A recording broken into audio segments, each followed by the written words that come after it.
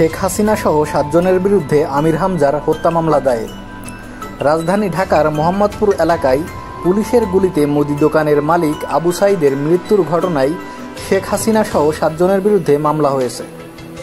মামলার অন্য আসামিরা হলেন আওয়ামী লীগের সাধারণ সম্পাদক ওবায়দুল কাদের, সাবেক স্বরাষ্ট্রমন্ত্রী আসাদুজ্জামান খান কামাল ও পুলিশের সাবেক মহাপরিদর্শক আইজিপি চৌধুরী আবদুল্লাহ আল মামুন, ঢাকা মহানগর পুলিশের অতিরিক্ত কমিশনার ও গোয়েন্দা শাখার প্রধান মোহাম্মদ হারুনার রশিদ, ডিএমপির সাবেক কমিশনার হাবিবুর রহমান ও ডিএমপির সাবেক যুগ্ম কমিশনার বিপ্লব কুমার সরকার। পাশাপাশি অজ্ঞাতনামা পুলিশের ঊর্ধ্বতন কর্মকর্তা ও সরকারি কর্মকর্তাদের এই মামলায় আসামি করা হয়েছে। গণ আন্দোলনের মুখে গত 5 আগস্ট দেশ ছেড়ে ভারতে পালিয়ে যাওয়ার পর শেখ হাসিনার বিরুদ্ধে এটি প্রথম মামলা। নিহত আবু সাঈদের শুভাকাঙ্ক্ষী আমির হামজা বাদী হয়ে আজ মঙ্গলবার ঢাকা মেট্রোপলিটন ম্যাজিস্ট্রেট রাজেশ চৌধুরীর আদালতে মামলাটি দায়ের করেন।